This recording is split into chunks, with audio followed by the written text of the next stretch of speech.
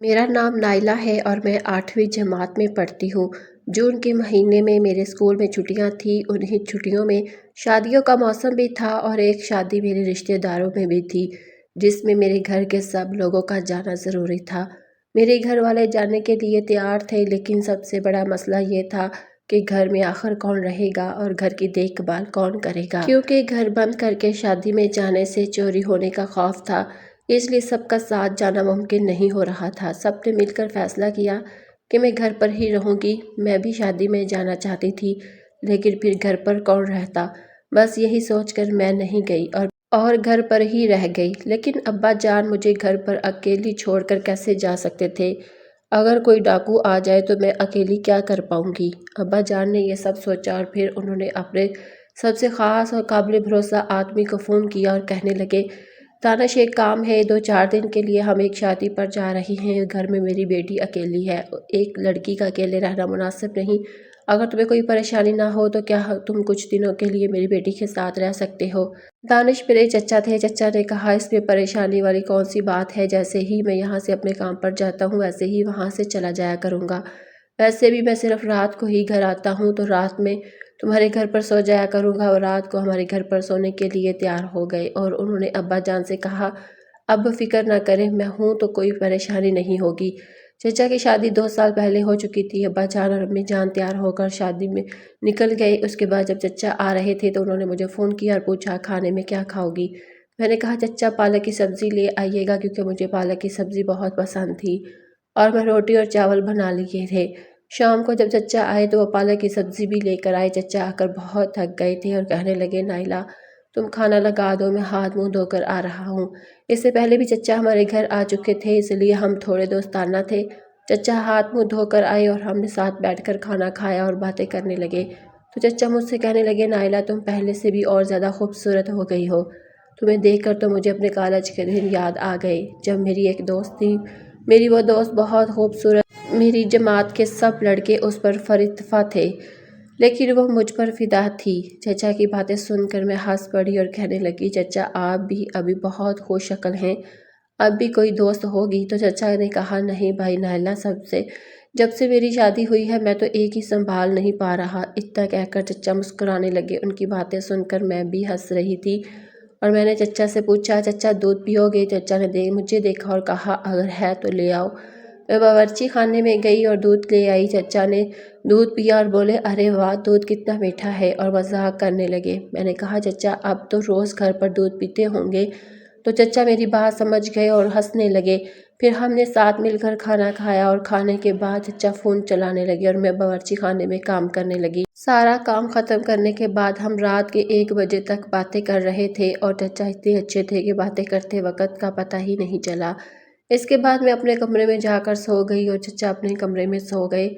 صبح میں جلدی اٹھی اور چچا کے لیے ناشتہ بنانے لگی، لیکن کافی دیر تک وہ نہیں اٹھے تھے۔ تو میں نے چچا کو آواز دی کہ چچا آپ کو دیر ہو رہی ہے، اٹھ جائیے، لیکن شاید رات کو دیر سے سونے کی وجہ سے چچا گہری نیند میں سو رہے تھے۔ میں چچا کے کمرے میں گئی اور انہیں جگانے لگی۔ پھر میں نے چچا کے اوپر سے کمبل ہٹایا تو اچانک میری نظر ایک ایسی جگہ پڑی جسے دیکھ کر میں حیران ہو گئی۔ میں تھوڑی دیر چچا کو دیکھتی رہی اور میرے دل میں خیالات آنے لگے۔ تبھی چچا کی آنکھ کھلی اور انہوں نے کہا، ارے آج تو بہت دیر ہو گئی۔ میں نے چچا سے کہا، آپ جلدی سے نہا لیجئے، آپ کا ناشتہ تیار ہے۔ تو چچا غسل خانے میں گئے، نہا کر جلدی سے باہر آئے۔ انہوں نے جلدی جلدی ناشتہ کیا اور میں نے ان کے لیے کھانے کا ڈبہ تیار کر دیا اور چچا اپنے کام پر نکل گئے۔ اس کے بعد میں گھر کی صفائی کرنے لگی اور جلدی صفائی کر کے میں نہانے چلی گئی۔ نہا کر تیار ہوئی، ناشتہ کیا اور کچھ دیر آرام کیا، کیونکہ آج گھر میں کوئی نہیں تھا تو پورا گھر سناٹے میں تھا، بالکل اچھا نہیں لگ رہا تھا، سمجھ نہیں آ رہا تھا کہ کیا کروں۔ دوپہر کو میں نے سوچا کہ تھوڑی دیر لیٹوں اور شام کے 5 بجے تک پڑھائی کی۔ اس کے بعد فون چلانے لگی۔ فون چلاتے چلاتے میں سو گئی، پتہ ہی نہیں چلا۔ کچھ دیر بعد جب میں اٹھی تو دیکھا کہ چچا کے آنے کا وقت ہو گیا تھا اور سوتے سوتے میں پسینے میں بھیگ چکی تھی۔ تو میں نے سوچا کہ نہا لوں۔ آج میں نے سرخ رنگ کا ایک خوبصورت سا لباس پہنا تھا، کیونکہ وہ لباس میرا پسندیدہ تھا اور میرے جسم پر بالکل ٹھیک بیٹھتا تھا۔ چچا مجھے دیکھتے ہی رہ گئے اور کہنے لگے، ارے واہ نائلہ، آج تو تم بہت اچھی لگ رہی ہو۔ تمہیں دیکھ کر مجھے جوانی کے دن یاد آ گئے۔ میں نے محسوس کیا کہ چچا مجھے ایک الگ ہی نظر سے دیکھ رہے تھے، تو اچانک میری نظر پھر سے اس جگہ گئی جسے دیکھ کر میں حیران ہو گئی تھی۔ लेकिन चचा ने उसे थैले के पीछे छुपा लिया था। चचा मेरी तरफ देख रहे थे, मुझे बहुत अच्छा लग रहा था।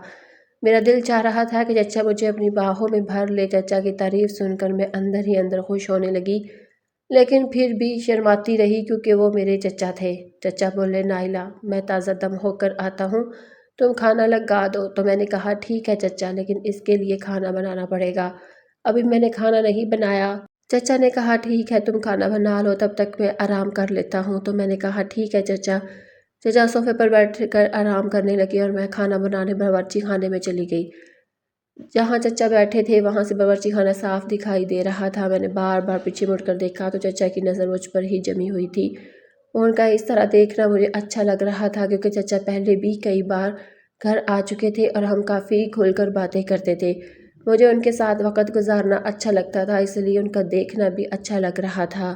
मैं खाना बना रही थी कि अचानक बिजली चली गई और ऊपर से इतनी गर्मी थी कि मैं पसीने में भीग गई और अब अंधेरा भी हो गया था। तब चचा अपने फ़ोन की रोशनी जलाकर बावर्ची खाने में आ गए और कहने लगे, नाहिला, आज गर्मी बहुत है। तो मैंने कहा, हाँ चचा, अब तो बिजली भी चली गई, मेरे घर में बिजली का बैकअप भी नहीं है।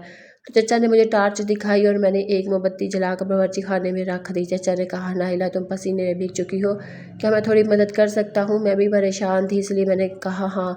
चचा खाना बनाने में मेरी मदद करने लगे और हमने मिलकर खाना बनाया और बातें करते रहे। थोड़ी देर बाद बिजली वापस आ गई तो चचा मेरी तरफ देखने लगे और मैं पसीने में भीगने की वजह से मेरा जिस्म साफ दिखाई दे रहा था। मैं थोड़ी उनकी तरफ मुड़ गई ताकि वो मुझे अच्छी तरह देख सके। फिर मैंने चचा से कहा, चचा जान, अब आराम कर लीजिए, बस खाना तैयार होने वाला है। तो चचा ने मेरी तरफ पंखा मोड़ दिया और आराम करने लगे। कुछ देर बाद खाना तैयार हो गया और बावर्ची खाने में काम करने के बाद मैंने सोचा कि क्यों ना नहा लिया जाए। चचा सोफे पर बैठे अपना काम कर रहे थे तो मैंने चचा से कहा, चचा मैं नहाने जा रही हूँ। चचा ने कहा, ठीक है। मैंने नहा कर एक फ़्रॉक पहन ली जो चचा ने ही मुझे सालगिरह पर तोहफे पर दिया था। जब मैं उस लिबास में वापस आई तो चचा की आंखें खुली की खुली रह गई। चचा मुझे देखकर खुश हो गए और कहने लगे, ये तो वही लिबास है ना जो मैंने तुम्हें सालगिरह पर दिया था? मैंने कहा, हाँ चचा, आपका दिया हुआ लिबास मुझे बहुत पसंद आया। तो चचा ने कहा, तुम इस लिबास में वाकई बहुत खूबसूरत लग रही हो, दिल नहीं करता कि तुमसे नज़र हटाऊं, दिल करता है कि तुम्हें इसी तरह देखता रहूं। तो उनकी बात सुनकर मैंने शर्म से सर झुका लिया। फिर हमने मिलकर खाना खाया और बातें की और बावर्ची खाने का काम ख़त्म करके मैं चचा के कमरे में उनसे बातें करने चली गई। कुछ देर बातें करते करते अचानक चचा ज़ोर से बोले, रात गहरी होती जा रही थी और मैं गहरा सुकून छाया हुआ था। चचा दाने सोफे पर नीम दराज थे और मैं उनके पास ही फर्श पर बैठी स्कूल की कॉपियाँ समेट रही थी। यकयक चचा ने एक लंबी सांस ली और ज़ोर से बोले, नाहिला, ये गर्मी बहुत बढ़ गई है और इस घर में बिजली का बैकअप भी नहीं है, ये तो बहुत बड़ी मुसीबत है। उनकी अचानक ऊंची आवाज़ सुनकर मैं थोड़ा सा चौंक गई, मगर फिर मुस्कुरा दी क्योंकि चचा का गुस्सा भी बड़ा मासूम माना लगता था। मैंने फ़ौरन उठकर खिड़की की तरफ देखा तो बाहर अंधेरा गहरा था और हवा का गुजर तक नहीं था। चचा ने फ़ौरन अपने मोबाइल फ़ोन की टार्च चलाकर रोशनी की और कहा, लाओ मैं मदद करता हूँ, तुम्हें तकलीफ़ हो रही है। उन्होंने खुद उठकर अलमारी के ऊपर से मोमबत्ती निकाली और उसे जलाकर कमरे की मेज़ पर रख दिया। इस दरमियानी रोशनी में कमरे का मंजर बहुत खूबसूरत हो गया था और चचा की फ़िक्रमंदी निगाहें मुझ पर जमी हुई थी।